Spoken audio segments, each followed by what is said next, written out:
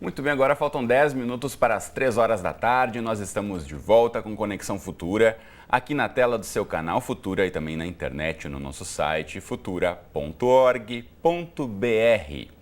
E a gente está de volta para falar de ergonomia, que é uma palavra de origem grega. Pois é, ergon significa trabalho e nomos, leis ou normas. Então, a ergonomia estuda a organização do trabalho e a interação entre os trabalhadores e as máquinas. Uma das principais causas da baixa produtividade em uma empresa, por exemplo, pode ser o desconforto, que está diretamente ligado à adequação do corpo aos equipamentos. A ergonomia se preocupa com os móveis, com a iluminação, com ruídos e até com a temperatura do ambiente. Além de prejudicar a produtividade, condições inadequadas de trabalho podem causar danos irreversíveis à saúde do trabalhador. E é sobre esse assunto que a gente conversa agora, direto de Balneário Camboriú, lá em Santa Catarina, com José Ivan Regis Filho, especialista em recursos humanos.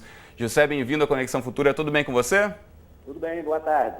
Boa tarde. Eu sei que você acabou de lançar um livro que fala exatamente sobre esse assunto. Então, de que forma, a partir das suas pesquisas, você tem acompanhado de que a questão do bem-estar está sendo cada vez mais valorizada pelas empresas para que isso também se retorne em produtividade do trabalhador?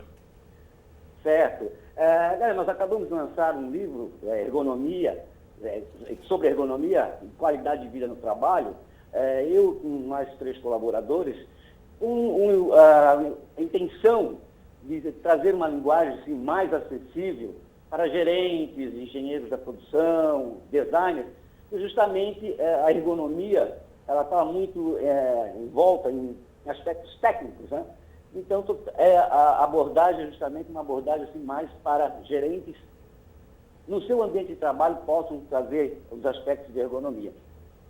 Agora, é possível quantificar até quanto de produtividade ou de resultados uma empresa pode perder se não houvesse investimento na ergonomia, no bem-estar também do trabalhador? Você tem uma ideia, só a questão do ruído, no ambiente de trabalho, com ruído inadequado, você pode, melhorando esses aspectos do ruído, você pode aumentar até 20% a produtividade de um trabalhador. Porque o ruído, entre outras causas, é fonte fundamental para gerar estresse, né? Então, o estresse também diminui a produtividade. As coisas estão muito interligadas, né? A questão da iluminação também. O trabalhador, num ambiente sem iluminação adequada, em 2 horas ele já está com fadiga. E se ele estiver num ambiente com boa iluminação ou uma iluminação adequada, essa fadiga só aparece depois de 8 horas. Então, você vê que esses aspectos realmente afetam bastante a produtividade. Agora, a gente sabe que em alguns espaços de trabalho há muito ruído, muito barulho e além da questão de distrair, isso também pode provocar um dano para a saúde auditiva dos trabalhadores, mas tem muitos espaços em que faz parte mesmo da atividade. Que dica você pode dar aí se o trabalhador, por exemplo, se encontra nesse espaço cheio de ruídos, como pode se proteger? O ruído, ele, ao longo do tempo, ele pode causar o que nós chamamos de perda auditiva induzida por ruído, que pode ser irreversível, uma lesão da cóclea, que é uma área do ouvido, e pode trazer uma lesão irreversível nisso aí. Agora, quando o ruído não pode ser diminuído, a intervenção não pode diminuir o ruído, existem os equipamentos de proteção individual, né? Embora no Brasil existam leis que determinam o uso, ele ainda não é uma preocupação muito constante por parte dos trabalhadores, o uso dos equipamentos de proteção individual, né? Então, nesse caso, serve o alerta para o trabalhador que eventualmente tiver disponível esse tipo de equipamento de proteção individual para audição, principalmente, mesmo que não seja exigido, se tiver disponível, que ele faça uso para proteger, né, os seus ouvidos aí e poder manter sua audição saudável.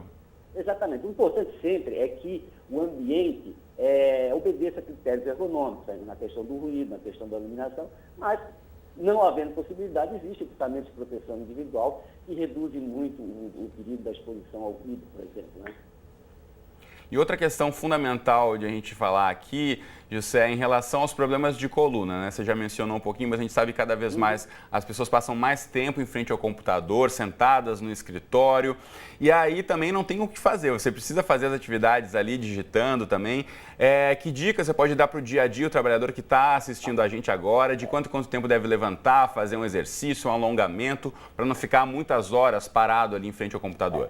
Não só a questão da postura da coluna, mas também as lesões por esforço repetitivo ou doença osteomuscular relacionada ao trabalho, né? As LER-DOC, né?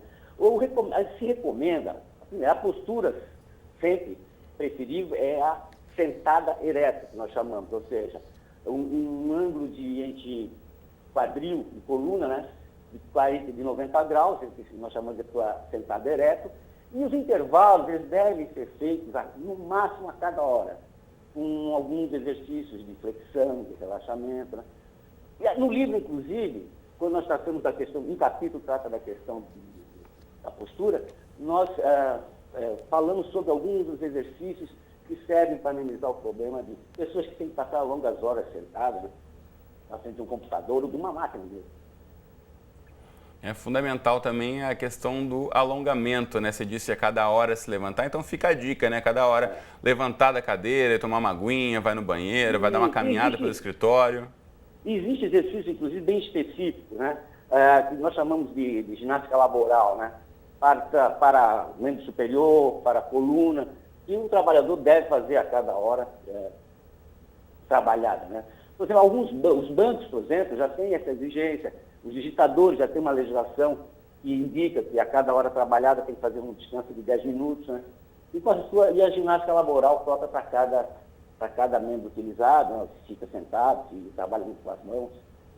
A gente sabe que algumas empresas já têm disponibilizado profissionais para que apliquem a ginástica laboral durante o turno do trabalho. Então, se na sua empresa não existe um tipo de iniciativa como essa, eventualmente fazer uma reivindicação à gerência de recursos humanos pode ajudar também, né, José? Exatamente. No Brasil não é muito comum as empresas, né, com algumas exceções, darem a ginástica laboral. Em outros países, nos Estados Unidos, no Japão, inclusive, você já encontra isso como uma rotina, né? Antes do trabalho e durante o trabalho também, a ginástica laboral, né? Justamente para prevenir essas doenças relacionadas ao trabalho. Agora, uma questão importante em relação ao turno dos trabalhos. Sabemos que muita gente tem que trabalhar de noite, que é a opção pelo turno noturno. Isso acaba prejudicando, de certa forma, a longo prazo, a saúde do trabalhador? Nós, no livro, nós temos um capítulo falando sobre o trabalho noturno. O trabalho em turnos, de maneira geral, né, desde que envolva um período noturno e o noturno fixo, né? O trabalho noturno, ao longo da vida, porque trabalhar à noite, invertendo o ciclo sono e vigília, faz uma exigência muito grande para o corpo do ser humano, né?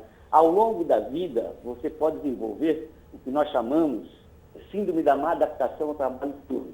E pode ter alguns sintomas imediatos, mas ao longo da vida, como insônia, infartos do miocárdio, doenças cardiovasculares, alteração da pressão arterial.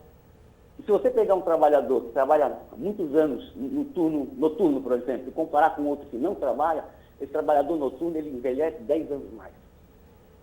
Ou seja, fica esse alerta aí, se você precisa trabalhar de noite, né? Não levar isso há muito tempo, né? De certa forma, em algumas fases da vida é necessário, mas tentar não trocar o dia pela noite. Exatamente, porque, embora tenha segmentos econômicos que são obrigados até, né? Guardas, bombeiros, médicos, né? E realmente não existe um trabalho noturno que não faça mal ao indivíduo, não tem como. Você pode até sentir um pouco menos, mas sempre haverá uma exigência muito grande em cima do organismo. Muito bem, então. José Filho, muito obrigado pelas informações e por ter conversado com a gente no Conexão Futura de hoje. Boa tarde. Eu que agradeço. Boa tarde. Muito bom. Aproveito também para agradecer aí a participação da TV Univale, nossa parceira da Futura, na produção dessa entrevista. E na próxima entrada aqui do Conexão Futura, a gente fala sobre corrupção e até que ponto ela afeta a vida de todos nós, cidadãos brasileiros. Você acha que a impunidade é o grande estímulo para a corrupção no país? Não perca essa discussão e deixe a sua opinião para a gente registrada desde já nas redes sociais. Você tem o Facebook e o Twitter como opção pelo computador ou ainda o nosso bom e velho telefone. Os contatos estão todos aí embaixo para você tomar nota e entrar em contato com a gente. Eu volto daqui a pouquinho depois do programa Nota 10. Até já!